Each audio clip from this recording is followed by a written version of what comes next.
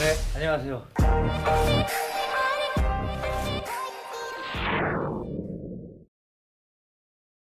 저는 동양 철학을 공부하고 있는 김시천이라고 합니다. 반갑습니다. 저는 문학비평을 전공한 함동균이라고 합니다. 아 정말 아저씨들이랑 못 해먹겠네요. 네. 종교학과 역사를 전공하고 있는 이종우라고 합니다. 반갑습니다. 네, 서양 철학하는 김재인입니다. 예, 저는 과학사를 공부하고 있는 김호연입니다. 반갑습니다. 자, 우리가 왜 모였느냐 하면은 뭐 이유가 간단하죠. 만나서 수다를 떨어보자. 그런데 그냥 떨 수가 없으니까 지금 우리가 살아가고 있는 현실의 뭐 인문학 열풍이 되게 크다, 많다, 오랫동안 지속돼 왔지만 우리는 조금 새롭게, 신선하게, 정말? 그리고 맛있게 가능할까요? 네, 한번 해보자는 취지로 전공을 달리하는 여러 선생님들과 함께 모였는데 일단 오늘 주제 이야기가 큰 주제가 새로운 인문학을 위하여. 누가 냈죠? 김호연 선생님이 냈죠. 그랬나요? 그랬군요. 아무 생각 없이 카톡방에서 우리 뭐 네. 해봅시다 그래갖고 한번 띄워봤죠. 네. 아까 김호영 선생님이 네. 진지한 정말 싫어한다고 하셨는데 한번 기대해 보겠습니다. 아니, 얼마나 네. 재밌는 얘기가 나올지. 이게 지금 어차피 사실 우리 모인 것도 무슨 취지나 대단한 게 있는 게 아니라 사실은 김시천 선생님이 깃발 꽂고 모여 그래갖고 꼬셨죠. 그래갖고 모인 거예요. 아, 그랬나요? 그러니까 네. 새로운 인문학을 위하여 뭐 이런 걸 띄워봤지만 이건 역시도 어쩌면 이렇게 편하게 가볍게 다가갈 수 있겠다. 왜냐면 그동안 인문학이 저는 굉장히 고상했었다고 생각해요. 그리고 어차피 예전에도 엘리트 중심으로 좀 이렇게 배워온 측면들도 있고 그런 차원에서 보면 사실 뭐 새로운 인문학이라고 한다면 지금 우리가 이렇게 편하게 모이는 일상 속에서 뭔가를 얻어갈 수 있는 것일 수도 있지 않겠냐. 그런 취지로 아무 생각 없이 띄운 거예요. 진지한 거 맞네. 그러면 그 진지한 인문학이 아니라 좀 파격적으로 이야. 나는 인문학 이랬으면 좋겠다. 선생님이 먼저 한마디 화두를 한번 던져보시죠. 아니 뭐 그런 거 배우러 온 거예요? 내가 여기. 에이, 좀 배워야지. 좀 배우겠어요. 자, 그래서 이제 저는 사실 그 카톡방에서 제가 차라리 학교를 없애자. 없애자. 예, 뭐 이런 얘기를 했었잖아요. 그래서 선생님 그- 저기 직업은 직업은 지금 뭐 예. 학교 없애면 월급 제- 못 받잖아요. 그렇긴 하죠. 근데 제가 말하는 건 굉장히 좀 상징적인 의미예요. 이 제가 사실은 그러니까 밥그릇은 챙기겠다. 그러니까 말을 참 조심해서 해야 되겠구나를 내가 다시 한번 깨달았는데 사실 카톡방에서 우리 얘기할 때 막 하다 보니까 갑자기 생각이 난 거예요. 그래갖고 차라리 학교를 없애면 어떨까 이런 걸 띄워봤던 건데 제가 말하는 거는 뭐냐면 물리적인 의미에서의 디스쿨링, 탈학교라든지 학교 자체를 없애자라는 것보다는 우리가 사실 이제 여기 대부분 다 그럴 텐데 서양 그 지식을 중심으로 해서 공부해온 사람들이 대부분이고 설사 동양 철학을 했던 사람도 소위 말하는 유로포 센트리즘이라고 하는 유럽 중심주의 혹은 유럽 플러스 미국의 정서로부터 사실 벗어날 수 없죠. 근데 역사적으로 들여다보면 어느 순간부터 제가 그래도 서양사를 조금 공부해 봤는데 학교라고 하는 것이 어느 순간 등장을 해요. 그 뒤이어서 국민국가 뭐 근대성 이런 것들이 등장을 하고 그러다 보니까 학교 교육하고 국가가 연결되고 산업혁명 거치면서 소위 말하는 특정한 생산 양식에 복무할 수 있는 누군가를 길러내는 공간으로서 자리매김을 하게 되잖아요. 그러니까 이런 것들에 대해서 한번 좀 고민해보자는 취지인 거예요. 따라서 물리적인 의미에서 학교를 없애자라기보다는 지금 뭐 생태적 전환이나 새로운 좀 거창하게 문명사적 전환이 좀 필요한 거 아닐까. 왜냐면 기존의 학교에서는 그런 것들을 담아낼 수 있을까?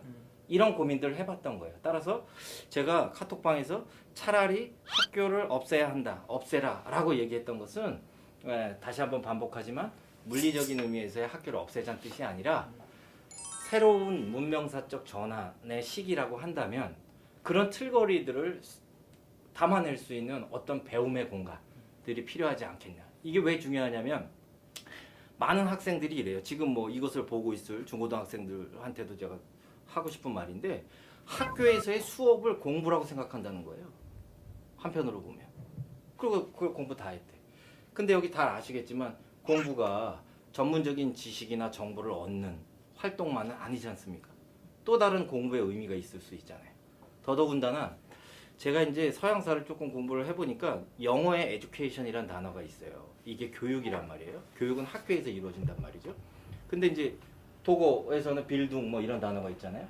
근데 이 에듀케이션에는 티칭하고 그 러닝만 있어요. 빌딩에는 인격 도야 같은 개념들이 붙어져 있는데 제가 아쉬운 지점들이 이런 거예요. 학교라는 공간 안에서 한편으로는 국가에 뭐 충성하는 혹은 특정한 생산 양식에 복무하는, 좀 심하게 얘기하면 좀 기계적이고 좀 노예적인 노동을 할 수밖에 없는 이런 사람들을 길러내는 한편, 또 한편으로는 교육이라고 하는 말이 담아낼 수 없는 공부의 가치, 의미, 뭐 이런 것들에 대해서 우리가 고민해 보면 어떨까라는 생각들을 했던 거죠. 저는 그러니까 그런 의미에서 20세기적인 학교 그렇죠. 그대로 유지될 수 없다. 그렇죠. 그러니까는 이게 사실은 이 교육이라는 말이 등장한 게 제가 알기로는 15세기 말이에요. 그리고 영어권에서 이 에듀케이션이라고 하는 단어를 쓴 게 이 16세기 정도 될 거예요. 15, 16세기. 그러니까 얼마 안 된 거예요. 교육이라는 게. 근데 우리는 교육하면 학교를 떠올리잖아요. 근데 잘 아시겠지만 동양 철학하셨고 또 서양 철학하시고 뭐 문학 하셨으니까 잘 아시겠지만 그 전에 무슨 뭐 지식이나 정보가 없었을까요? 그 전에 뭔가 배우지 않았을까요? 근데 어느 순간부터 그런 학교 시스템들이 국권이 되면서 그 안에서만 뭔가를 하는 상황들이 되었다는 거죠. 그리고 그 안에서 인문학이라는 것도 조금은 제도화되고 또 틀에 박힌 쪽으로, 더더군다나 이제 근대에 와서 베이컨 같은 사람들 등장하면서 아는 것이 힘이다. 지식이 권력이 되고, 제가 속상한 것 중에 하나가 그거예요. 뭐냐면 속상한 것 중에 하나, 제 발제 시간이니까 말을 좀 많이 하는데, 속상한 게 뭐냐면 요즘에 와서 지식이 예능이 되고 사상이 권력화돼서 어쩌면 죽은 지식의 사회를 우리가 다 같이 만든 것은 아닐까라는 생각도 해봐요.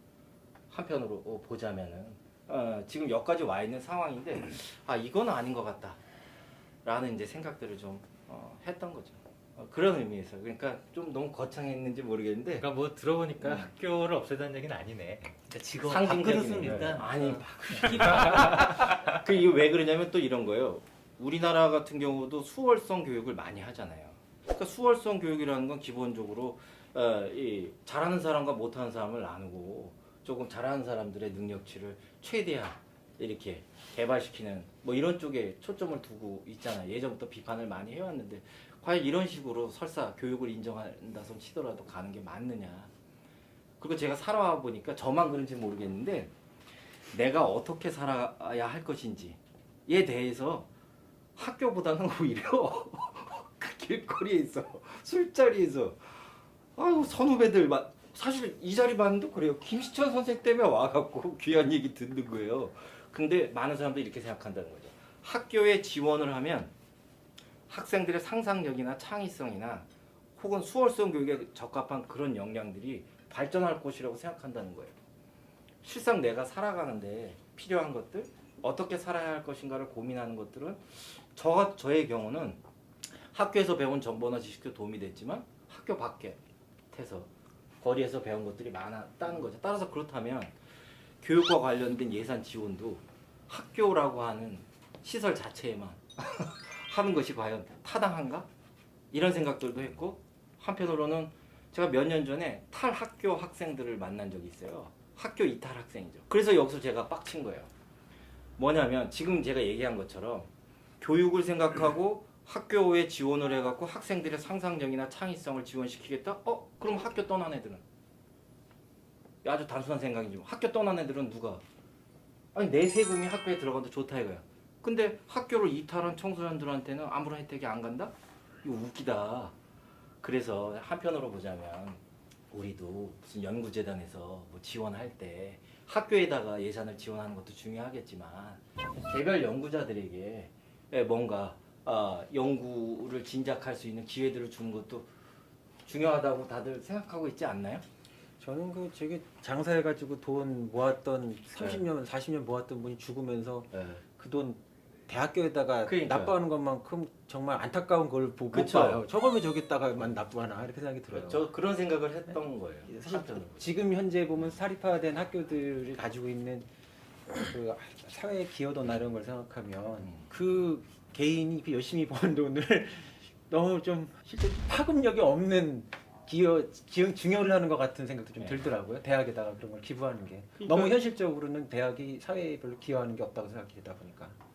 그렇죠. 그러니까 제 생각 만약 이게 단순한 생각이지만 그렇게 생각해 보면 그런 돈도 학교 자체한테 기부하는 것도 의미가 있는 일이겠지만 개별 학생들이나 혹은 뭐 인적 자원이라고 불려질 수 있는 사람들한테 지원할 수 있는 뭔가를 만들어내는 것도 좋지 않겠나 이제 그런 생각들을 했던 거고 말이 나온 김에 덧붙이자면 그런 거예요. 흔히들 요즘에 새로운 인문학 얘기하면서 뭐 자유인 이런 얘기 많이 하잖아요. 근데 방금 제가 말씀드렸던 그런 학교 체제 안에서 과연 이 자유인을 육성한다, 길러낸다, 성장시킨다는 게 가능할 것이냐. 그러니까 저는 이 자유란 말을 좀 두 가지로 생각해 봤으면 좋겠어요. 이게 그 언어적인 뭐 개념 이런 걸 떠나서 자유인이라고 하면은 뒤에 이제 리버럴 아츠나 뭐 이런 거 나오겠지만은 새로운 인문학 하면 사실은 해방의 의미도 있는 거잖아요. 이게 즉 리버티라고 하는 개념, 즉 억압된 구조로부터 벗어나는 해방적인 의미와 더불어서 자기 성찰적으로 자기 성장을 도모해 갈 수 있는 자유인으로서의 이런 모습들 이 두 가지가 저는 분리될 수 없는 것이어야 한다고 생각을 해요. 근데 이제 한편으로 보면 기존의 많은 인문학에서 자유인을 얘기하는 건 좋아요. 그런데 이런 그 억압된 뭐 구조라고 할까요? 좀 기성화된 아주 관성적으로 우리가 익숙하게 생각하고 있었던 구조로부터 해방된다는 거, 좀 벗어난다는 개념들은 좀 약하지 않았는가. 그래서 저는 좀 상징적인 화두로 그냥 차라리 학교를 없애라라고 던진 것이었는데 우리가 만약 새로운 인문학들을 통해서 혹은 인문학 공부를 통해서 자유인을 만들어간다라고 친다면 이런 해방의 의미와 흔히들 우리가 쓰는 프리맨이라고 하는 이런 개념들을 같이 결합한 상태에서 좀 접근해보면 좋지 않을까라는 생각들을 좀 해봤던 거예요.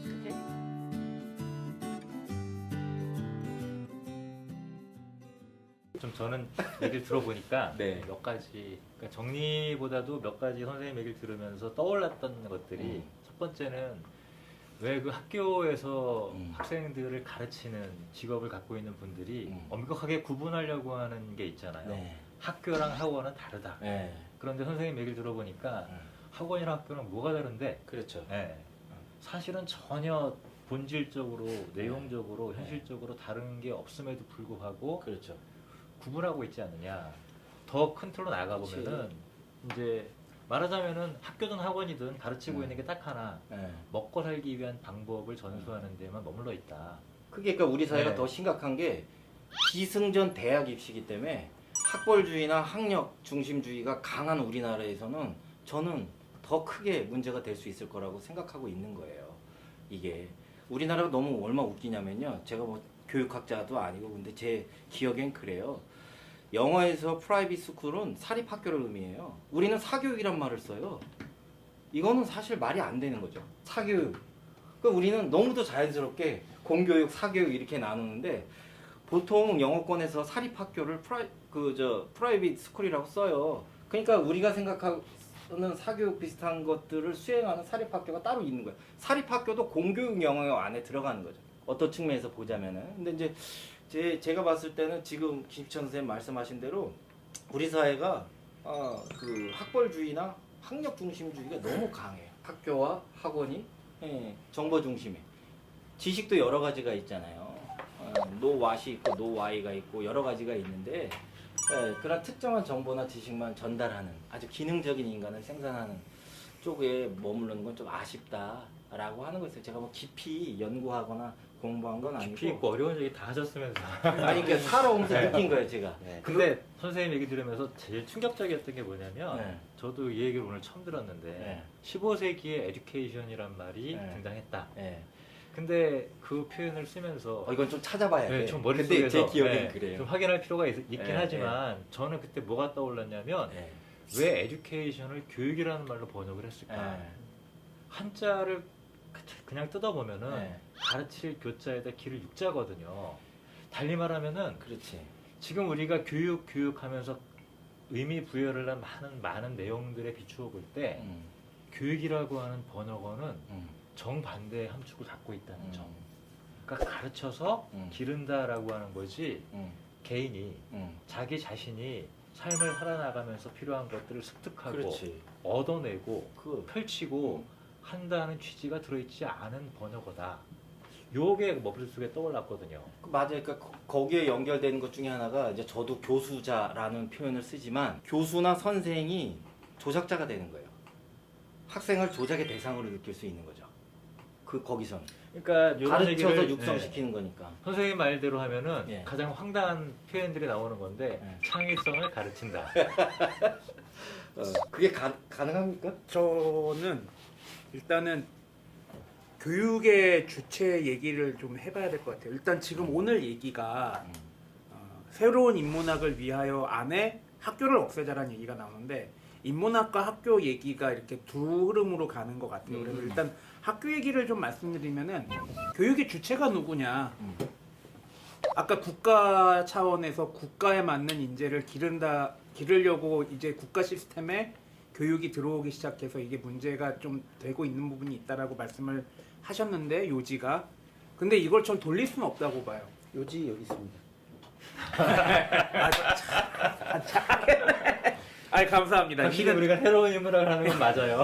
아 근데 저는 일단 가정 차원의 교육이 복구가 빨리 돼야 된다고 봐요.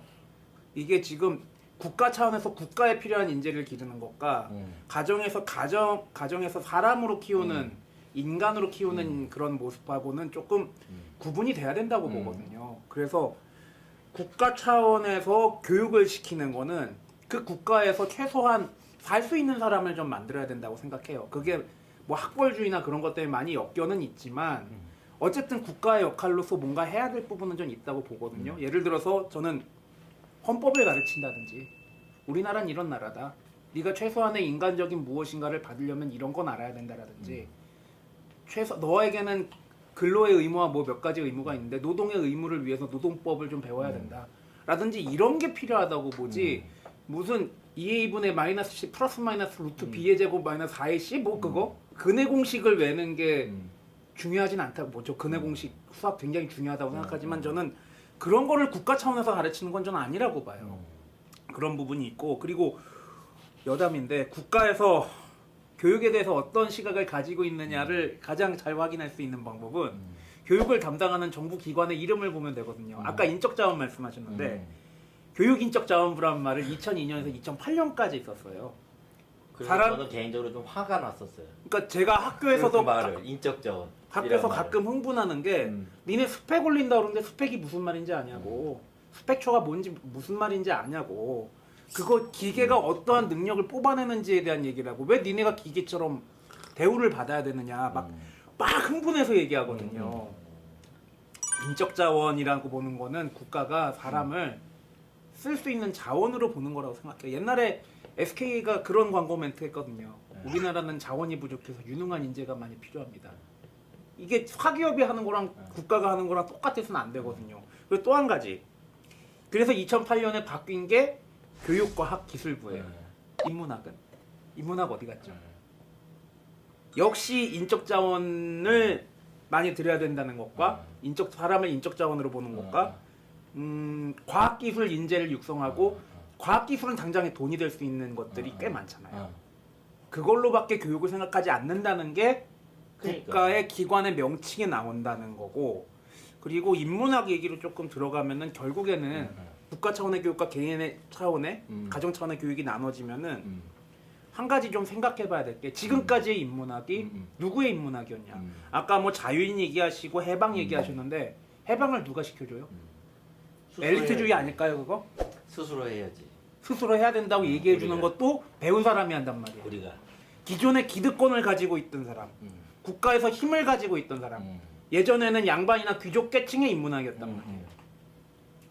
그러면 그 인문학을 지금도 저희 돈 버는 건 천민에 가깝지만 불가촉 천민에 가깝지만 사회적으로는 뭐 귀족 신분처럼 보이는 교수들, 선생들이 해방을 해야 됩니다라고 그 씨알을 못 키겠냐는 거죠.